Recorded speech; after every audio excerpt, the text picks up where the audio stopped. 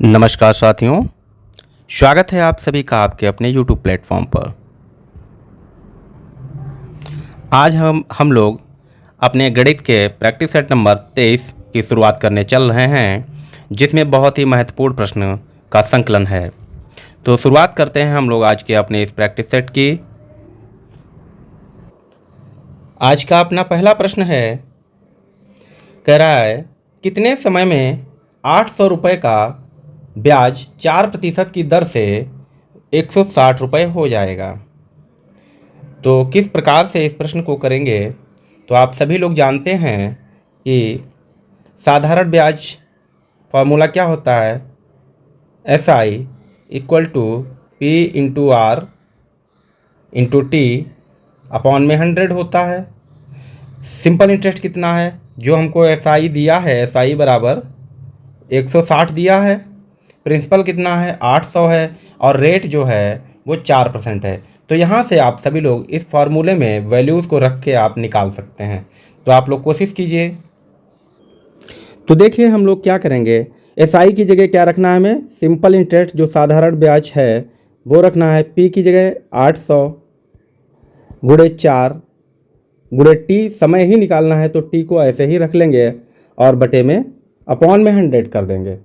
अब आप सभी जानते हैं कि जब ऊपर की वैल्यूज़ क्या है, ये आपस में मल्टीप्लाई है, और जो अपॉन की वैल्यू है ये कहाँ आएगी, लेफ्ट साइड में आएगी। यानी कि 160 के साथ 160 गुणे में 100 हो जाएगा, और बराबर में क्या हो जाएगा, 800 × 4 होगा और गुणे में T होगा।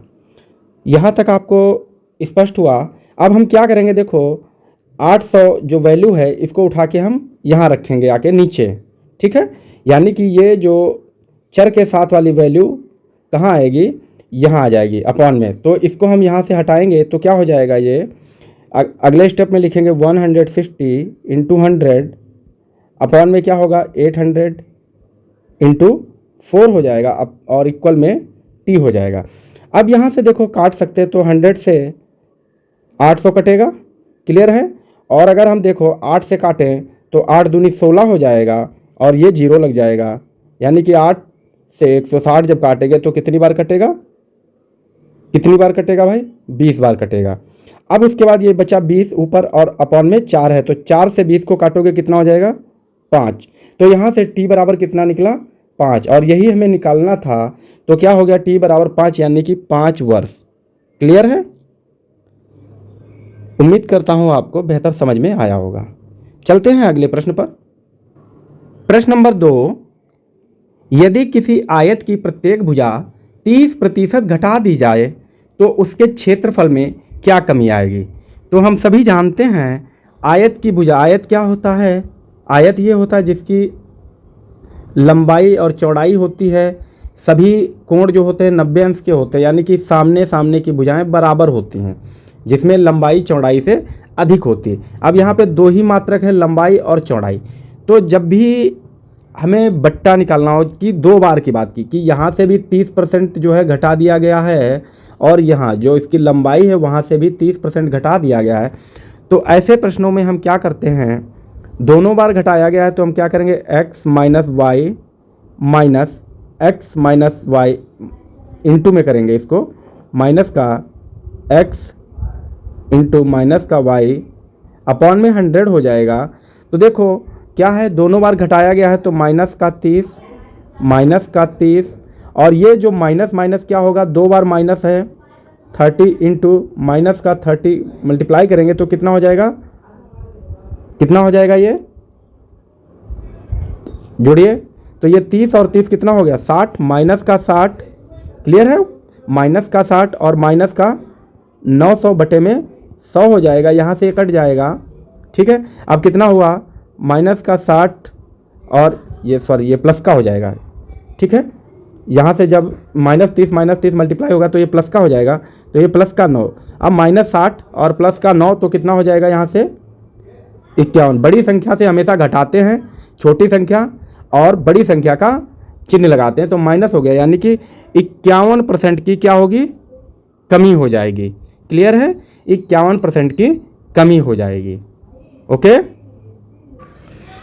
प्रश्न नंबर 3 में है, ₹800 का 5 वर्ष 6 मास, क्या है 5 वर्ष 6 मास के लिए 4.1/2% वार्षिक ब्याज की दर से मिश्र धन होगा।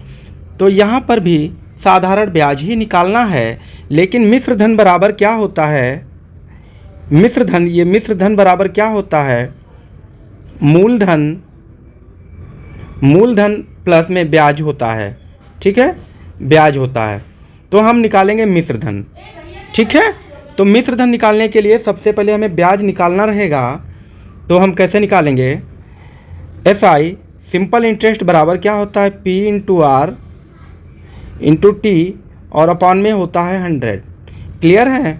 अब यहाँ आप देख पा रहे होंगे कि हमें R दिया है, जो R इक्वल टू कितना है 4 राइट 1/2 यानी कि 4.1/2%, और जो टाइम दिया है वो कितना दिया है 5 वर्ष और 6 माह, यानी कि हम इसको क्या कह सकते हैं 5.5 वर्ष। क्लियर है? और ये कितना है 4.5 वर्ष। तो इसको हम किस प्रकार से पुट करेंगे? अब अगर हम यही जो रेट दिया है इसको हम 4.1/2 ना लिखें तो 9/2 लिख दें, लिखा है वही चीज़ लिखा है ना 4.5%। और अगर हम टाइम को क्या लिख दें, टाइम को कितना लिख दें 11/2 लिख दें, तब भी 5.5 वर्ष लिखा है, ठीक है। अब इसी टाइम को यहाँ हमें क्या करना है पुट कर देना है।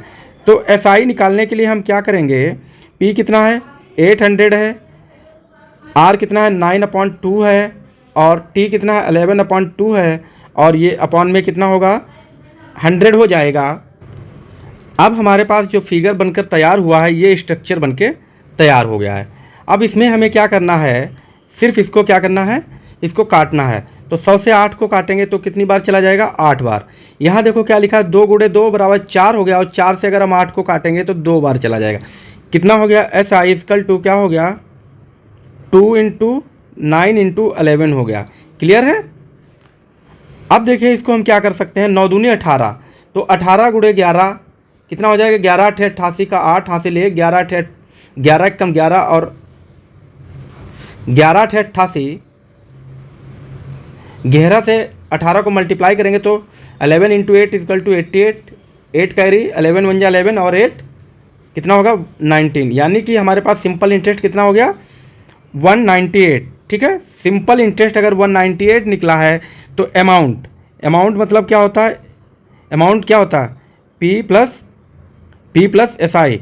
P मतलब मिश्र धन अमाउंट होता है और मूलधन प्लस ब्याज। क्लियर है? तो मूलधन हमारे पास कितना था 800, ब्याज कितना हो गया 198, तो कितना हो गया 998। Option number B is right answer. Clear है?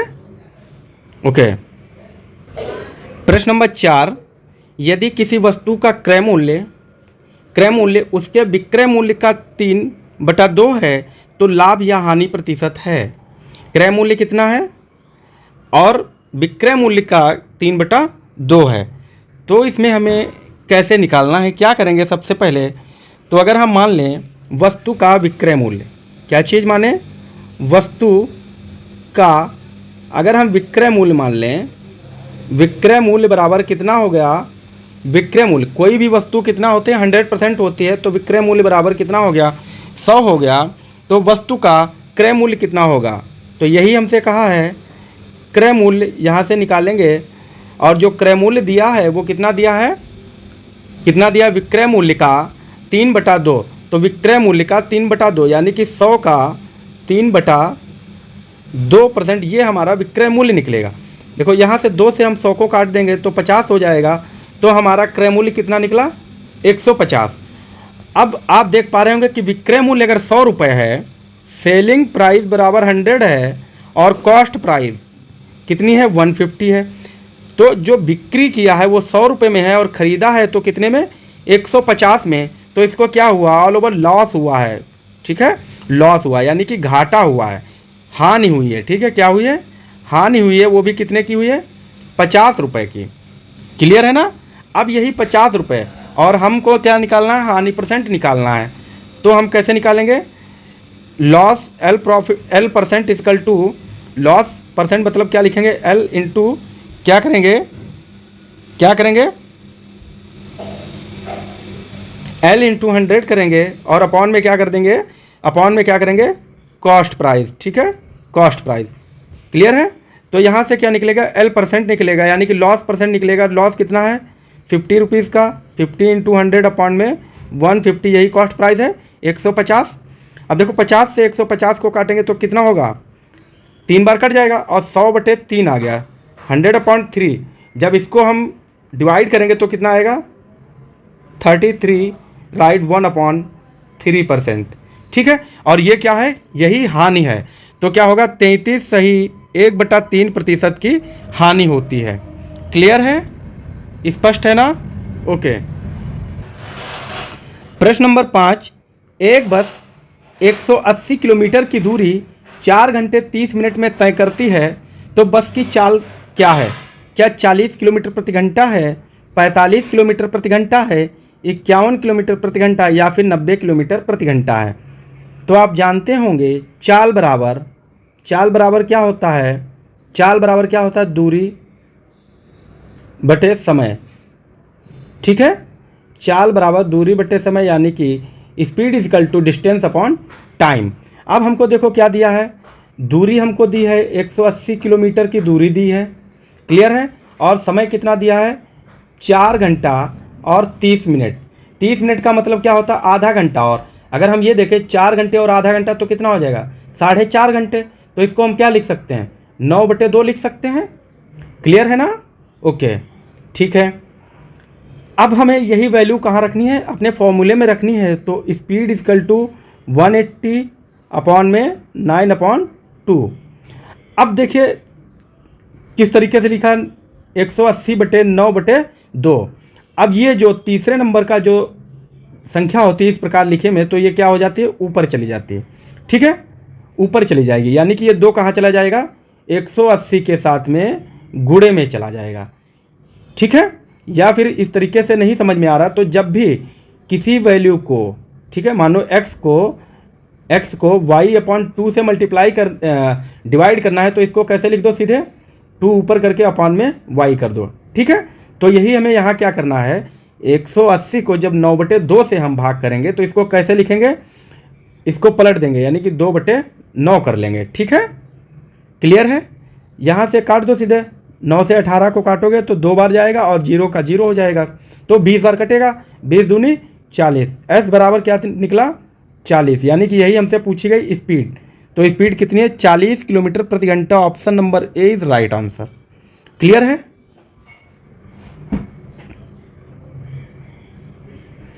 प्रश्न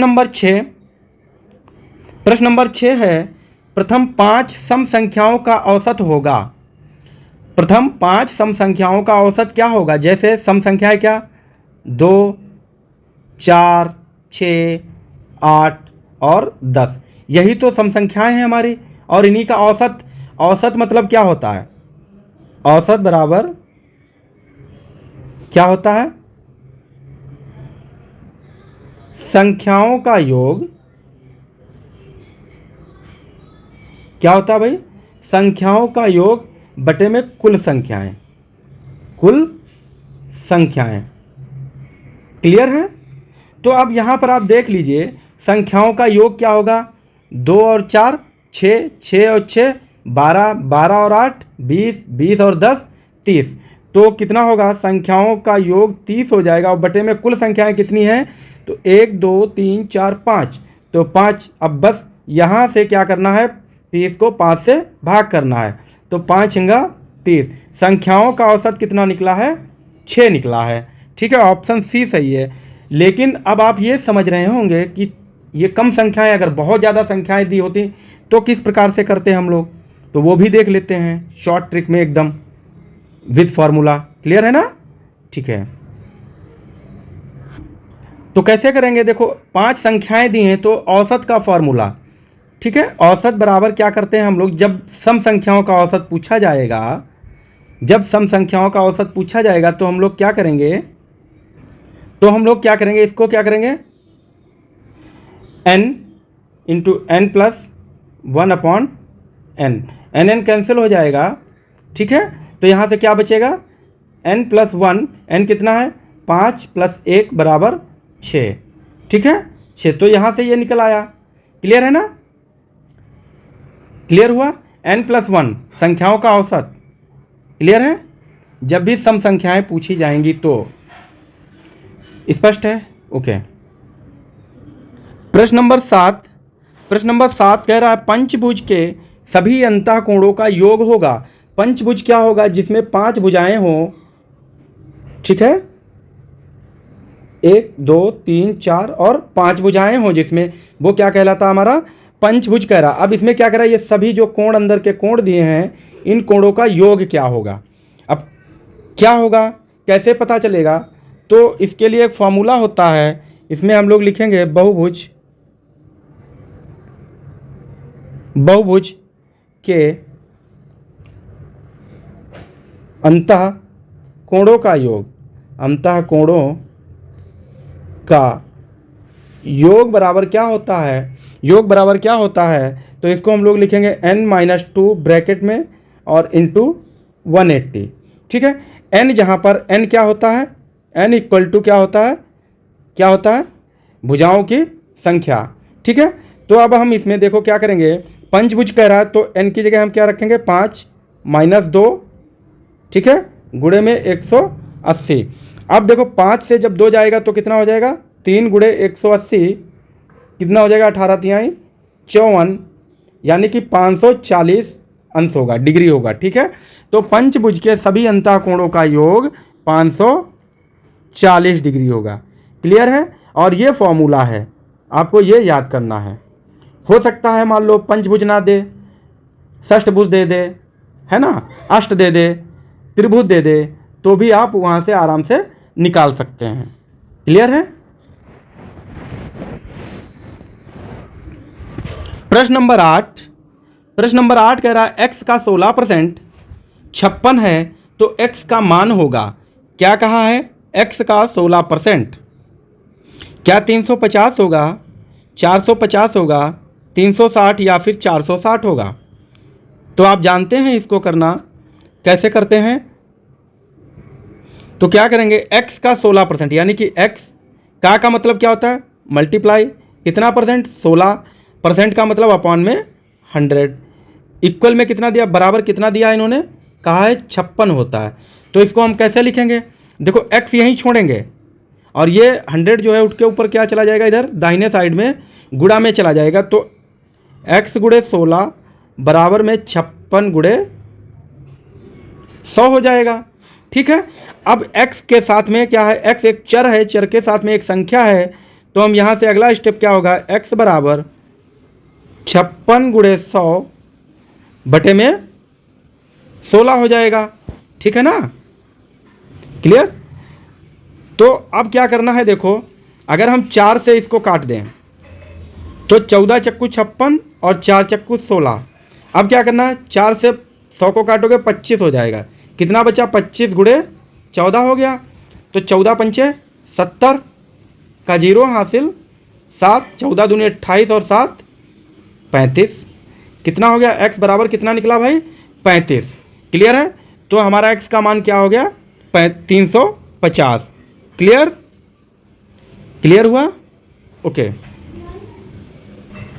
प्रश्न नंबर 9, करड़ी के अंदर एक सही 9/16 बराबर है। ये जो हमको दिया है करड़ी के अंदर, यानी कि रूट के अंदर 1 राइट 9/16 दिया है, ये किसके बराबर है?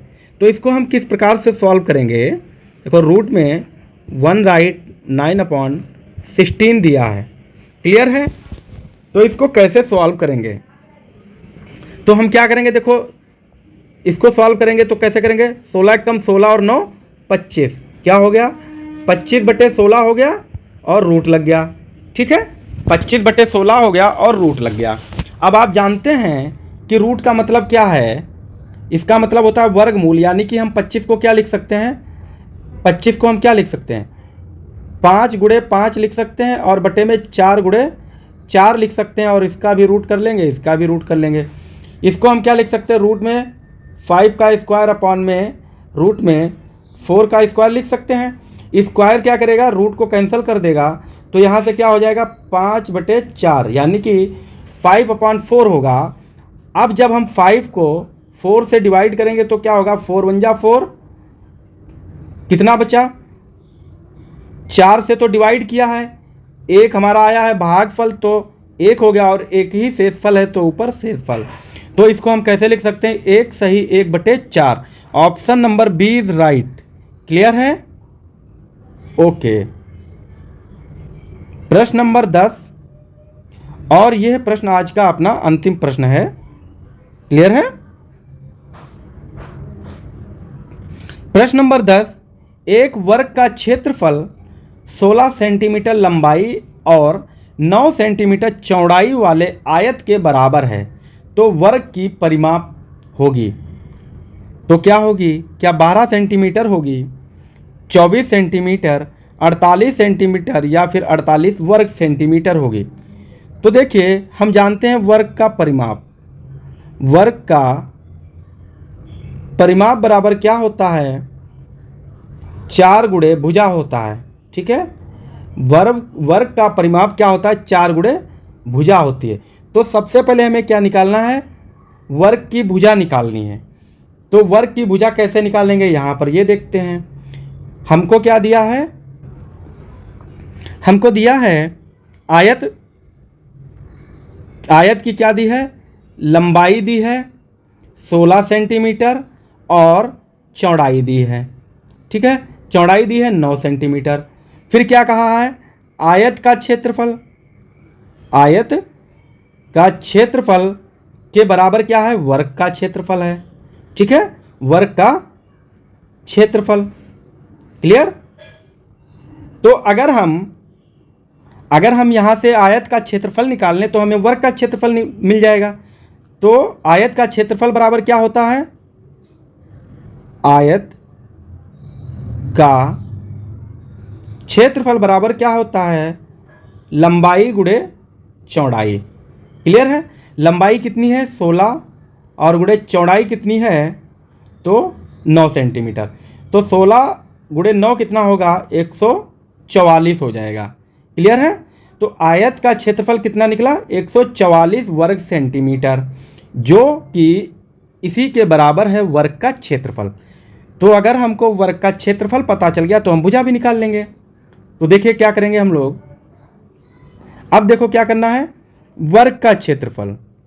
वर्ग का क्षेत्रफल बराबर क्या होता है? ए स्क्वायर होता है। ए स्क्वायर मतलब क्या है? 144 इक्वल टू ए स्क्वायर है। और जब हम यहाँ से स्क्वायर हटाएंगे तो यहाँ लग जाएगा रूट, और हम जानते हैं कि रूट में लिखी हुई वैल्यू जो होती है वो क्या होती है? अपनी ही वैल्यू की मल्टीपल होती है। यानी कि इसको हम लिख सकते हैं 12 गुणे 12।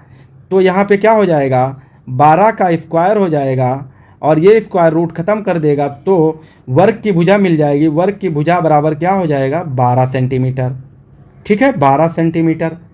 अब आपको वर्ग की भुजा मिल गई। तो वर्ग की जब भुजा मिल गई 12 सेंटीमीटर, तो हम परिमाप भी जानते हैं। वर्ग का परिमाप अभी हमने बताया था।